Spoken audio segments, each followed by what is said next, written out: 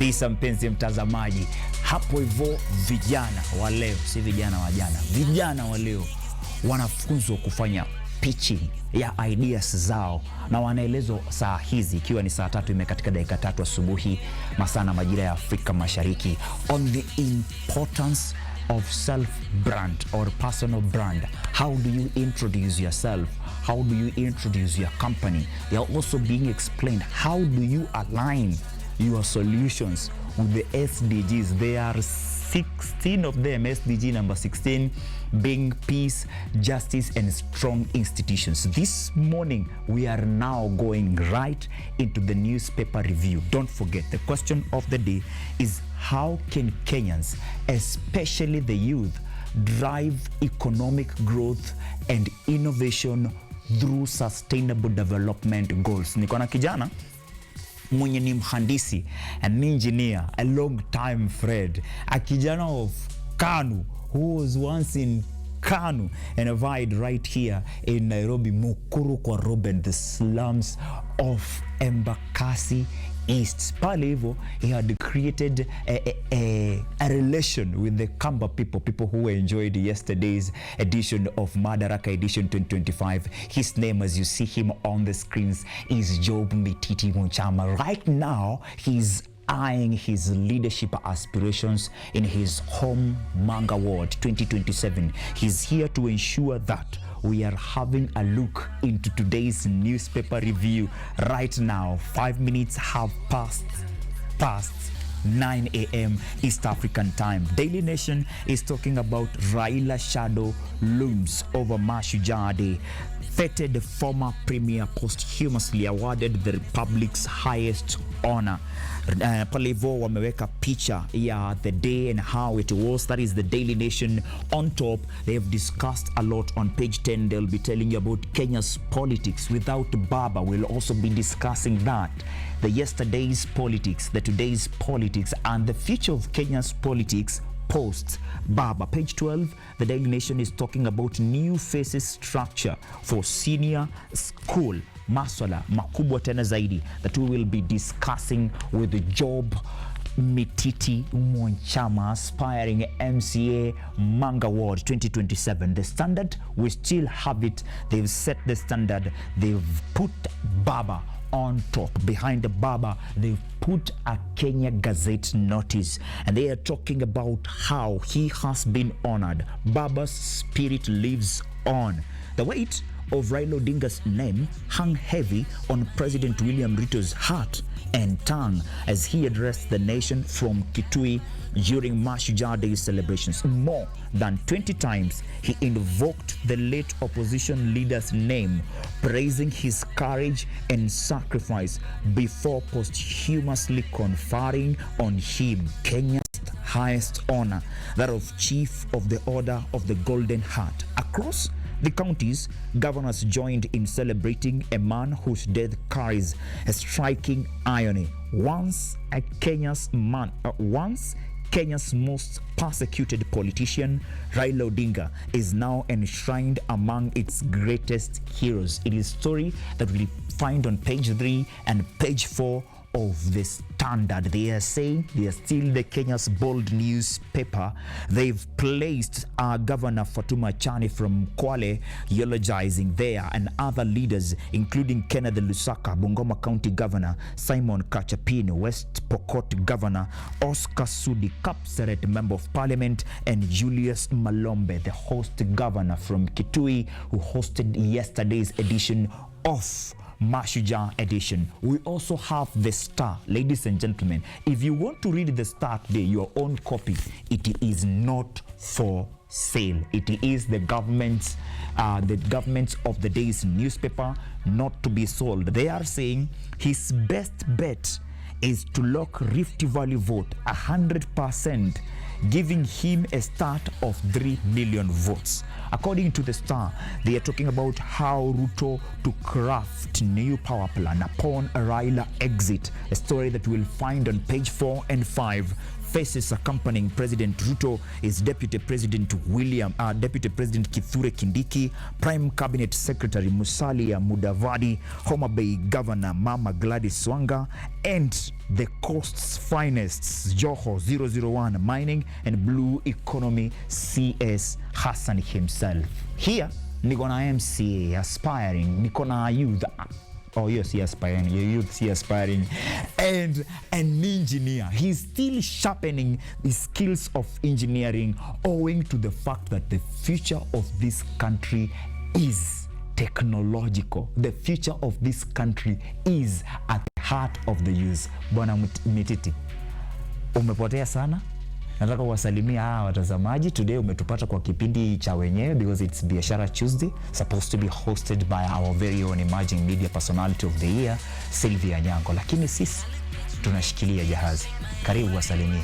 Asante sana ndugu yangu Mojwang. Good morning viewers. It's been long since I was in this platform. Good to see you, my friend. We are talking about pre-2022. Yeah, sure. You are among the top and most vibrant KENU youthling in Yes. Kenya African National Union Coalition Party. You're also vying using the same party. Give us a history of how life was pre-2022, where you are now, and your aspirations in 2027 as you continue telling them who that job is. Naam, kwanza kabisa mkono wa buriani kwa mzee Raila Amolo Odinga. Mola irase roho yake mahali pema peponi. Kwa watazamaji wenzangu, fellow Kenyans, first lesson that Baba taught us is to put our country above self. To put our country above self. Time and again, he reminded us that there is no disagreement is greater than our unity. And there is no ambition is more important for an individual than the welfare of our nation. There is no ambition that is important for an individual than the welfare of an entire nation. In that spirit, I put Kenya first. Job made it. Great lessons. Joining into politics and deviation from engineering. Remember, Baba was an engineer of politics. He started as an engineer. Mama Ida Betty Odinga talks of him as someone who conned him because he was marrying an engineer. Later on, they were avoiding marrying politicians. He marries an engineer, cool, calm, collected. Later on, he's a political engineer. Those words reminds of my auntie who is a wife to a politician. She told me, whoever you would engage, make sure you inform them that you're sure you will join politics. And then you are just an engineer. Let them know the full script. And then, sorry to cut you short, I want to echo what Mama Ida said as a wife of a politician. Don't inherit the enemies of your husband. Let him deal with them the way he made them. You concentrate with the role of you being a wife and a good Kenyan citizen. Politics is good, politics is life, and we are here to celebrate a man who made it even possible for us to talk freely and express ourselves, even when we have no point, but we have a voice, and forever in our hearts. The spirit of Raila Amolo Odinga will reign in the fabric of our country politics. Yeah. So you're telling us now, first of all, President William Ruto has made sure that the name of Baba Agwambo has been inscribed among the top names of heroes of our country. Among the top names like former President Jomo Kenyatta, former President Daniel Moi, former President Mwai Kibaki, and former President Uhuru Kenyatta has still this CGH, Chief of the Elder of Golden Heart. CGH kupata, even in his cross ya Baba has EGH, Elder. Now he is a CGH. How will you remember Baba yourself as a youth of this country who is an aspiring politician? How is that connected to your political life? The lessons that you've highlighted, how are they connected to your political life? I first met Baba in 2007. I was a young boy. He visited our home county in Nyamira at Manga Stadium, where I'm fighting for MCA now. And then there was it was ODM from top to downwards. I remember listening to Radio Citizen every single day. My brother had a small radio. Morning. Yeah. Vincent Atea. Yes, you know. Good morning. And Kenya. then these words, Kinara, Mkuu, wa ODM, those words kept on echoing in my mind. Their newspaper reviews. And then I remember telling my fellow pupils, because I was the head boy then in my primary school, to call me Kinara wa shule. Call me Kinara. You've had Kinara in the radio. You may not know what it means, Yes. but it is most a very great name. Yes. And then Vincent Antea could give me misamiati of politics, how say Kibaki has done his things, and then when it comes to Baba, they could refer him as Kinara or Upinzani. And truly, I'm looking for one day to be referred as the real Kinara of this country. And then drawing back, the reason why I joined KANU first before any other party, all CGS have passed through KANU. So when you talk of power, and you remember Moi said KANU will rule for 100 years. So probably I will pick from 70 to 100 years as Jaisha? As Jaisha. See, since 1963 to now we are 50-something hold as a state. Agwambo once held a position as Secretary General of that same party. I remember now in 1999 when he is flying in a presidential jet to go in the inauguration of his friend President Olusegun Obasanjo after being elected into office. KANU is still also being remembered as a party that ruled longest, because at one time Kenya was being ruled by one party state by Dija. This party, wewe umeipata time yenye tuseme chama kinazeeka, because the transition of KANU and not getting leadership started in 2002, but by 2022 you are in KANU. What are the lessons will you say that you learned as in foundation of your politics from KANU? And saizi bado uko chama? Saizi mambo ya chama sitasema. Let's talk about the lessons that you learned from KANU as a party member. I would caution you one thing when you say that KANU is not in power. If you look in our political figures today, they're just chameleons who just camouflaged and changed the names from KANU, only that KANU was tainted in our mind as an oppressive party in kinda or dictatorial. So these politicians have mastered the art of chameleon. Today they are UDA, tomorrow they are founders of ODM, tomorrow they are Wiper, tomorrow they are DCP. But when you sit down now as a sober, you see the good thing with Kibaki did to us, it took us to school. We can see through the lens that you guys, you're UDA, but we know your blood is KANU. And that's why I'm insisting, still KANU is ruling this country. And that's why I'm insisting, even me when I come to power, I'll be like a KANU leader, but now neo-economical and scientific, justifiable, and just leader, but drawn from the forefathers. Waswahili husema, if we forget our history, we not know our future.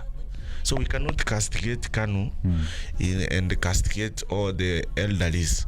So I ask the Gen Zs, we are the movement. If we not be careful, still we would end up, these politicians, we would end up having KANU people fronting themselves as Gen Zs. You understand? Name one politicians who you cannot associate with KANU in this country. None. There is it because even Kalonzo Musyoka. The same time when Raila Odinga is in KANU, he's in KANU too. Yes. Before starting the Rainbow Movement, and them now coming out of KANU, the party that had eaten up their party NDP and forming LDP, and now going to the 202 general elections as a coalition of national Rainbow Coalition. But so what happened to them in 202? It was the disappointment of most of them were hanging. Just like these politicians who have remained orphans, who are hanging on the court of Baba, 202 men, including Raila, they joined KANU for endorsement of Mzee Moi then. But to their surprise, Moi endorsed Uhuru Kenyatta. So they retaliated in forming a new party. Even now, I'm telling you, woe unto ODM, and woe even to so many politicians. Now Baba is gone. I'm just sending us a soft and strong warning to those who are elected. You know, we had this chance that you could mess around and Baba could cleanse you. Right now, it's going to be difficult if you are not going to do the right thing to the Mwananchi. And I'm foreseeing a scenario where independent candidates are going to win so much. I'm foreseeing a scenario where party politics is going to reduce. Because now, the truth be told, I can predict ODM is no longer now solid as it will be. And probably UD already scattered by a former deputy president Rigathi going with half of the numbers. So I would encourage members of the public that this time round, come 2022, party politics is dead. We will scrutinize you as Ojuang. What's your name? What's your career? What's your philosophy? What's your beliefs? What are you going to do? What have you done? What's your track record? We will scrutinize you later as the needle today, as the they say is what? In short, hakuna kujificha raundi. Mwenye hata alikuwa wanajificha kwake. Yes. So the Star, they are talking about Ruto to craft new power plan upon Raila exit now, and they're saying the best bet is to lock Rift Valley vote 100%, giving him a head start of the 3 million votes in the Rift Valley basket. So President William Ruto faces urgent task of constructing a new political blueprint for the 2027 general elections following the sudden departure of his erstwhile rival or former rival and recent ally or friend Raila Odinga from the political scene. With the opposition in disarray and the Raila political dynasty facing an uncertain future, Ruto must fundamentally reshape both his government and his electoral strategy. Kisii Governor Simba Arati was so alert yesterday when he was telling this former founding a member of ODM that if in 2027 you would be willing to join ODM, we would make you a flag bearer. Well, I won't talk on behalf of my governor, my neighbor county governor Simba Arati, but that is his own opinion. You understand, already William Ruto has a party called UDA. So not unless I can't foresee such a scenario where we will fold UDA to come as a party leader in ODM. And remember, there are speculations that ODM certificate, or the one who has a certificate is a college. It's called who? This brown guy. But most people who are at ODM now, they don't have the certificate of the party. Enrico Ske is the one who has the certificate for ODM. So we are going to see wrangles. But well, I admit now William Ruto has to change his tactics. I think, and the government too.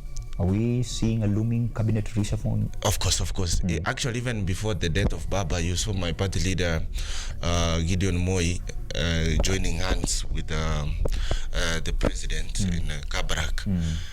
we expect to see new faces. Probably I can predict Winnie Odinga, you will see him in cabinet. Remember she said She's ready to come back I'm home. ready to come back home. So for political pundits, you know what, we won't tell you everything. This statement comes at a time when we had a Kibra drama or a scandal where someone was telling takataka Ruto. Those That MPs, MP could be edged out by voters in 2027. him I felt sorry for him because Kenyan leaders are used to mess up with ordinary citizens, but to them it was 40 days and they messed with the wrong person. Could I be the one who recorded? It couldn't make any sense. But now that it was Larry, even if you have your own Mado, Mado will still be taken serious at the corridors of justice. It was 100K to someone like him, it's nothing. Yes. But to a Kenyan mwenye ako hapa hivi chini, Yes. it's a lesson learned. Not even to when it comes to leaders, we don't look in terms of money. We look at the humanity. You can see how the society is now. I don't care society. Like you have no empathy. Now that you are a member of parliament, you want to bully everyone, right, left, center. Like I've told you, 2027 politics has changed drastically and forever. For sure is the beginning of a new era. Even as new upcoming politicians, we're going to base our argument on economical transformation, not loyalty based. See loyalty. You understand?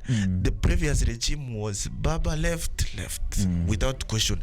Going forward, even as William is seeking second term, he has to show step by step. You understand? That yes, guys, I was given this mandate, and for sure I've done this. Like you can see, Nukambani can say something. So I think according to the strategy of William Ruto, the one he had, now he has to invoke another plan, Another card. because now the effort has been multiplied by 0. He has to find another strategy. By the death of Enigma Baba Raila Amolo Odinga. Following the death of Enigma Baba Raila Amolo Odinga, Nyanza has names, big names, likely to fill Raila's void and chart new course. Potential successors include Dr. Oburu Odinga, who is a senator from Siaya, Siaya Governor Dr. Bob James Ogre Orengo. Yes. We also have Bakassi East Member of Parliament Babu Wino. Yes. Rariede MP Yotiende Amolo, Opio Wandai, and Mama Gladys Wanga. Gitule Naituli says that Nyanza has leaders which people were not able to see because of Raila's shadow.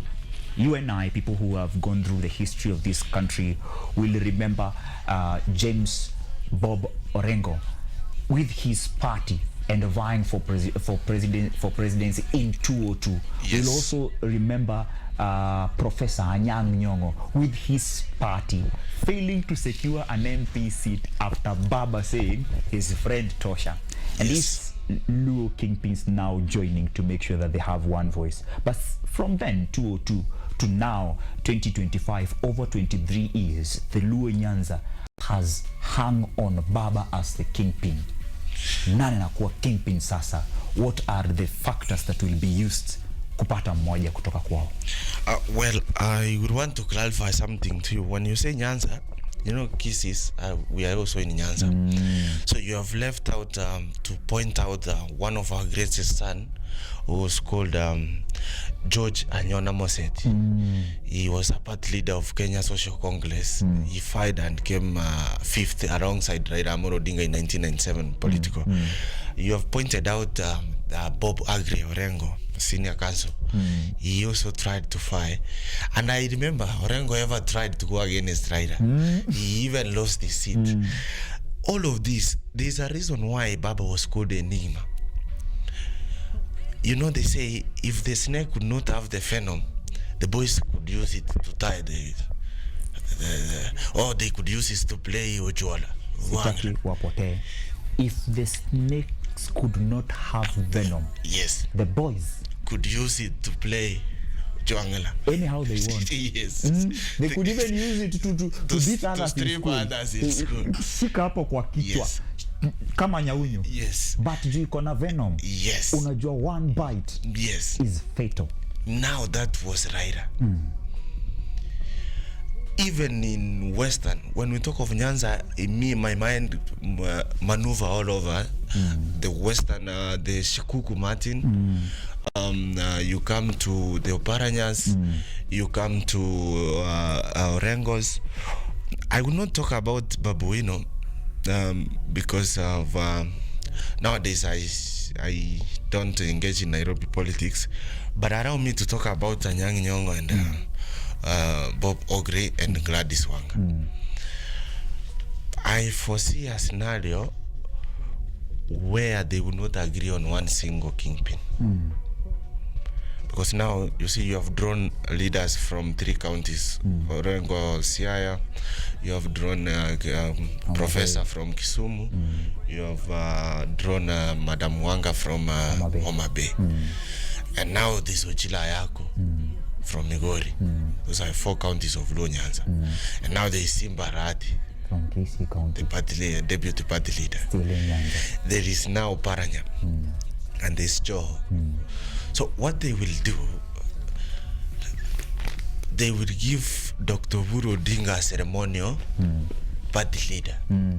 You understand, even if Oburu Odinga command you, it won't be that convincing as it could be Baba. So you, for Babu Wino, I think he already, I would not advise him to enter into party wrangles. Because I believe Babuino should rise as a Gen Z kingpin. But if, in my opinion, if we narrow down to Luo politics, then he should have missed the peak. To extent, Babuino can stand for presidential. At this level, if by 2027, if the spirit moves him, he will get a sizable number. If you think about the likes of Matiang'i and Gachagua, they can form a very good force. But if you ask me about the future of ODM, if they wanted to succeed for more than 10 to 20 years from today, they should hand over the party to Babuino and Edwin Sifuna. And forget about them. They now help them. They help this new generation to give us a new ODM. Still the same ODM, but a new ODM. If they don't do that and still they want to share that power amongst themselves, they will lose. They will lose. So if in goodwill, or if I attend the NDC of ODM, we will advise Dr. Oburu, yes, to be a party leader, but still let the people like Sifuna and Babuino and Orengo, or rather leave the old guards to be the restructure. I don't know the correct word I will do, but don't give one person more power like Raila Ed. Let them restructure like a council of governance within the party. To the people fully. Yes. I would like you to also add some weight on the statement of Senator from Nairobi, Edwin Sifuna, during the burial ceremony of Enigma in Bondo. He said that himself on 22nd September in Ajel Hotel said, nani ameuliza we as a party hatuko hapa. But bado kuna watu ambao wanasema baba alituacha kwa mikono ya huyu daktari mpya tunaita Daktari William Samoei Ruto. Baba's statement, just statement alone, where does it place the Kenya's politics today? ODM, the unity of ODM, now that Sifuna is saying, I will do everything in my power to knit this party together and make sure we are united for 2027 general elections. But we still have old guys we are talking about who are saying, no, it is right and it is left. We also have youths kama wewe wenye usema we are in a age yenye kiongozi akisema right tutaenda, lakini akisema left tutamuuliza what was wrong with right. Yes, well, I want to, Banojuang, I want to caution you that the dead tell no tells. The dead tell No tells. And now these politicians know that. So Now everyone is like, right, I said, you know, now even me, I can say Baba told me. Baba told me in 2007 when I was a yes, young boy. when I was a young boy. In the Manga Stadium. Yes. Baba told me. You are Kinara. That Drew Vincent yes. Yes. Baba yuko ajitetea aseme hapana huyu nilimwambia huyu sikumwambia. You know, for the few days I've you know, nowadays I follow politics purely, even more than I follow engineering. Kenyan politicians are meticulous. Yes. Meticulous in the sense that politics of Nairobi and politics of Nyamira are not the same. They are thing. Wacha nikuongezee point. Of Nairobi is not the same politics of Nyeri. Yes. Ni tofauti. Kabisa. Now for Sifuna, if he could have dared do a grave mistake, says he's supporting the government. Remember, Nairobi is where almost everyone has a smartphone. So it's an enlightened population, and is the one is leading. Sifuna knows the government is not popular on X and probably X, let me be, because Nairobians consume X mostly. And Nyeri and Kisii and Kitui, they consume TikTok. TikTok, more so TikTok. Facebook is for the old guards, but more so Facebook and TikTok is for the rural areas. But X is for elites. For Funa to say that Baba said that we are not in this arrangement, is protecting his city, Nairobi. And for someone like Nyong'o, who is in Kisumu, where we saw for the first time a state funeral, we saw the military, and I want to salute President Ruto and the military himself. I think for the 4 days those guys have not slept. They've done a great job. If me and you, we were glued on the screens and even doing local arrangement, so you can imagine how the military went an extra mile to really send our ending well. So those two statements, they are just to favor the horses. Sifuna is right, or Rengos are right. Everyone is, and someone like Mbadi. So you want John Mbadi to say that Raila said that we will not be filled. Yes.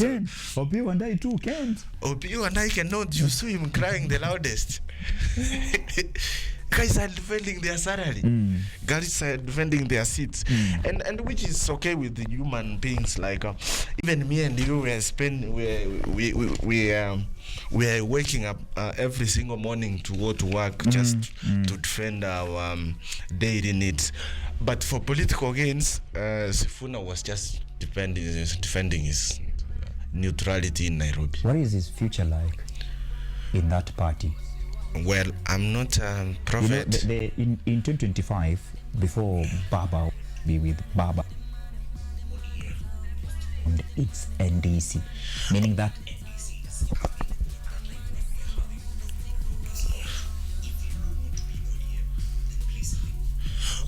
again.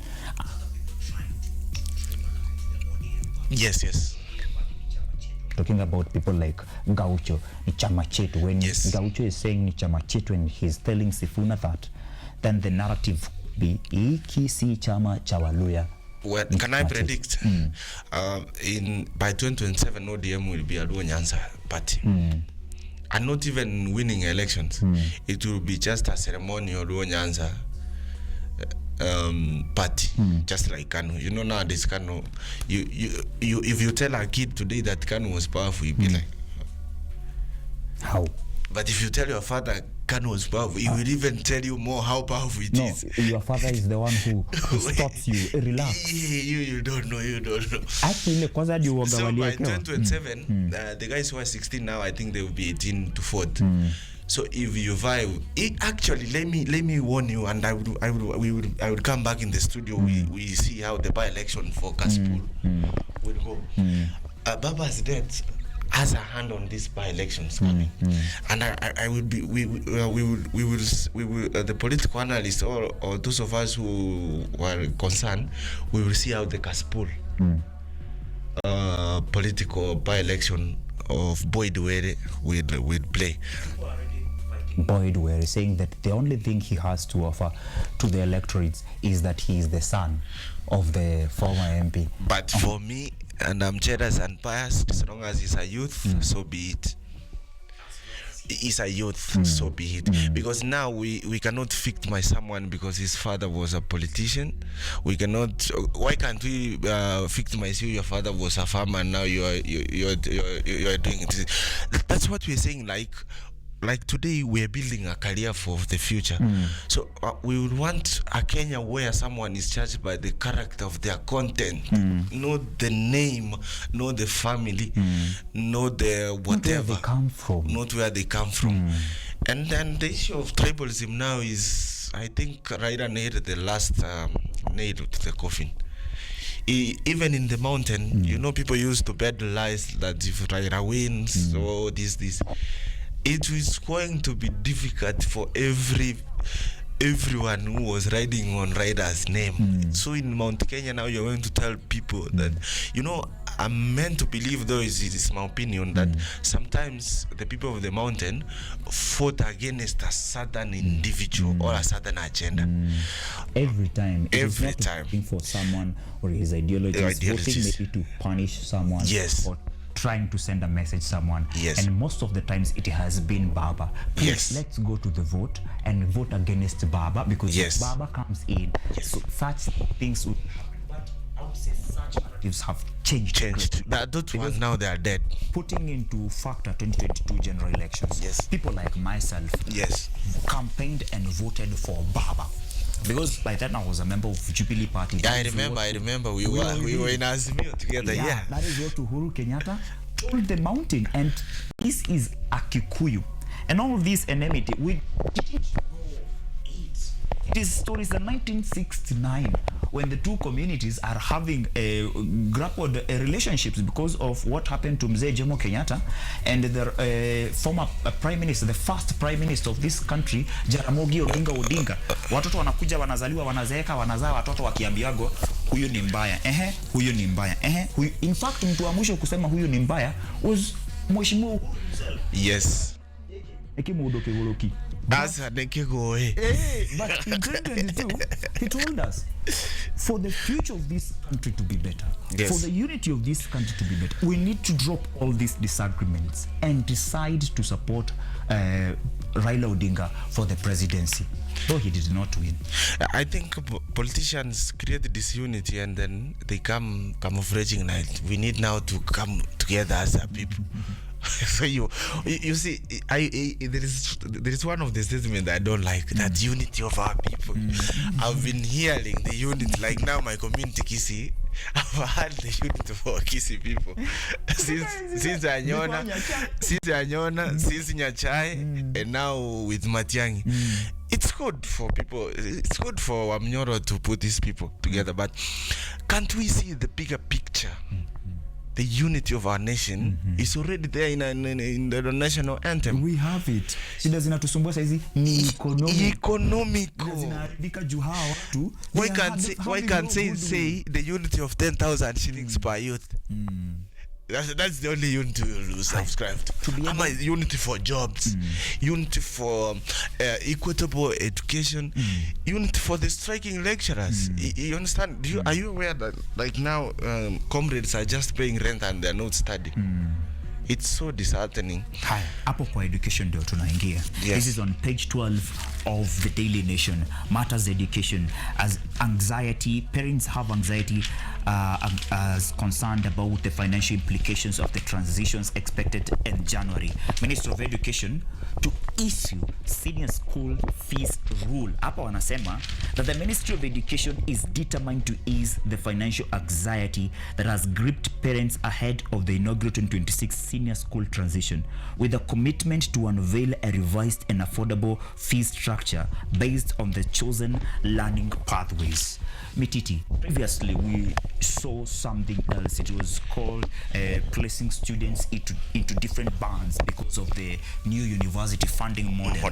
The Daily Nation are talking about the senior school fees rules in a time when high school principals are crying about capitation not coming, the junior school teachers are crying that they're still not recognized. Hawajui kama wao ni walimu wa primary ama walimu wa secondary. We as a people, Baba said that we must continue championing for things that help us, our people hiyo yenye wanashindaga wakiimba, and one of them is education, considering that the youth of this country saizi wako enlightened because of education, fruits of education, all the way from year 2 or 3 to now we're enjoying the same, but this same education looks like it's crumbling down. How can we save our education, if not for us, then for our children who are coming after us? We must accept that only education is the equalizer. Personally, I didn't subscribe to CPC model because while a kid in Nairobi is being taught how to code, Fero Mititi in Nyamira is taught how to cook ndizi. Wanaambia wewe kuja na tablet shule, wakule anaambia kuja na ndizi tunaweza chemsha. Tuunde matoke. Wanakuja na kuku kunyoa manyoya when somebody here in Nairobi is good. They are doing coding. So I think I'm foreseeing a scenario after 18 years we'll have also diverse, I couldn't say, to me I would call it what about the interest? Kama saizi wanaongea kuhusu the pathways, like sasa waseme haya Nyamira huko mko na ndizi sana, yes. Basi tuguse wakulima huko juu watu wa akili na ujanja wafunza coding in Nairobi, we devolved. And now that's the danger I'm telling you. Now we would find ourselves as a country where we have graduates who cannot even operate on a smartphone, but so be it. Bado wataambiwa nyinyi mlipitia CBC. But the problem with that, Kenya, we have not reached where we can be industrious. Just like a kid in China, they do even first aid, they do all the kind of, TikTok in China is different than TikTok in Kenya. If you take your phone on TikTok now, you will only see girls. I have no problem with slay queen slay. I have no problem with content creators because some are making good money from it. But coming from an engineering background or from scientific background, how could I wish that now the schools integrated TikTok, we see videos of innovations. That's the thing I will do when I'll be a minister. Ukicheza densi, yes. Tuone uvumbuzi wako, your process of creating a certain product. Yes. God willing, when I will clinch power in 2027, as an MC in my area, we would focus more in technology. And I have no problem with art because even your school is a school, you have school of art. The best. But I would want a scenario where when you come from a poor family, for sure education is the only key. Education is the only key. Especially even if they change the bad luck. Even if they change the bad luck. Some of us are in Nairobi because of education. No one could have called us to this city. So when I pity in myself when a kid in Nyeri is being taught how to hawk clothes, something he can do naturally. Something you don't have to be taught how to go to school to be taught. How to hawk. You can imagine in Murang'a sustainable, yes. Sustainable development, not just development. I saw a CPC molds in was it in Wajir? There's Murang'a vis-a-vis Wajir. Vile huko kwingine mashule zinakaa hizo za chekechea. You wonder Hassan in Wajir and Hassan in Isli, you expect them to compete 20 years ahead?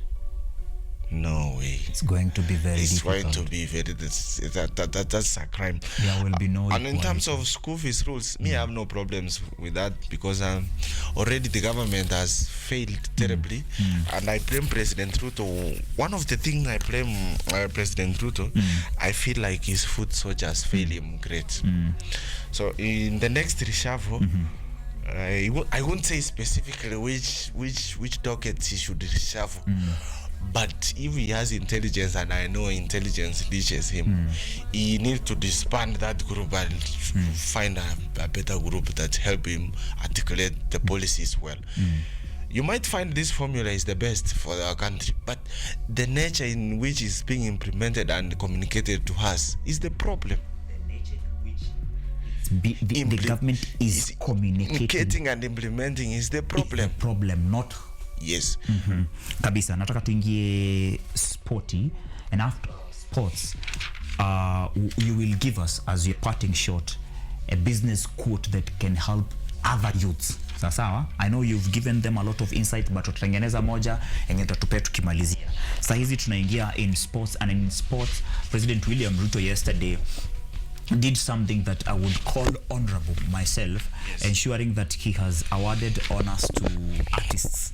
We have Clemo being awarded as a producer. We have Juakali being awarded. We saw Professor Ngoge wa Thiong'o being awarded. For those who are concerned about masala wanahabari, we saw Mwanahamisi Amadi being recognized. But something that made me more elated is seeing 4 youths. I'm talking about the captain, Harambee Stars. I'm also talking about people like Ryan Ogam, the top scorer. The CHAN 2024 and the Madaraka and the Mashujaa Day, these people being awarded with honors made me feel good. Woli filaje na ficheti kwaje, sporti tumeza ikishaje Omanga 27 wow wangeaje kitu. Well, I acknowledge Arsenal is at the top of the table. And they send their rambi too. To Enigma. Na kama sio Man U tumewasaidia sana. And you have to accept Manchester is still the greatest team. Now, there is something unique I would take a minute to discuss about William Ruto and sports. In my view, it's only Moi and William who had the heart of presidents in sports. I never see Kibaki, I never see Uhuru, and we don't blame them for that. Credit to President William Ruto. I attended all the CHAN matches here in Kasarani, and it was like, we don't need to go to London. We don't need to go to London anymore. And actually, Miri Odhiambo did say that next year, God willing, when Talanta Stadium will be over, we will organize a match between Harambee Stars and Arsenal. And the Harambee Stars will beat Arsenal mercilessly in the honor of Raila Amolo Odinga. But me, I will beat him. Harambee Stars, you Arsenal fans, you will see fire. That will be in Talanta. So that was good for gesture from our president. And I think the incentives he gave to them boys during the CHAN is so I promise wa Kenya pesa. We will go an extra mile. We can be even we can do anything so long as milioni. Kenyans have an obsession with milioni. A milioni can make a Kenyan Harambee Star player beat Mozambique when watashinda hiyo championship. Yes, and also not per se. If you look at the athletics, the athletics team, Kenyans naturally are resilient. I've never seen a lazy Kenyan who is representing the country. Maybe within the country we might have some lazy culprits, but when any Kenyan is given an international task, be it rugby, be it ambassadorial, be it athletics, be it Kenyans working abroad, those guys are top notch. And President Ruto acknowledging such, Kongole. We say thank you, Mr. President. History will be kind to you. Timu yako ya Kenya inaendeleaje ama uko kwa Shabana? Shabana ni moja, and it's the only shot that is working. Tore Bobe. The only shot that is working. You asked me about what I have by Manga people. We want to open a Shabana branch. You know, we have a stadium in our ward that we will scrutinize where the man has been going once we capture power. And I have goodwill from the community and from the elderly. I've told them that we have a gold that is sleeping. So one of the things, once we get to power, we will look for well wishers, because I know they are. We write even to FIFA. We write to everyone. We give them land and they develop as a stadium. And I want to wish, you saw the stadium in KUTV was built in 7 months or something. Itokwe. So if then, God willing, President Ruto will be the president, I will stage demonstration at State House until he do something to our people in Manga. Before I read this EPL statement, Yes. 2 term or 1 term? No term. Good. EPL, Liverpool boss slots face challenge to recover after 4 straight losses. Coach Arne Slot conceded, and he has a challenge on his hands to revive Liverpool's faltering form after Manchester United claimed a rare win at Anfield to hand the reigning Premier League champions a 4th consecutive defeat. Sometimes mi ukasirika na wenye wanaandika gazeti. Imagine kwa game yenye hadi Harry Maguire mwenye ameishi kupigwa juu ya kugwaya anafunga kunako dakika ya 88, wanaandika wanasema that claimed a rare win. Sisi tungeshinda, sisi ni wabaya. Yes. Business quote of the day: help the youth. Yes. And then uambie kwa heri.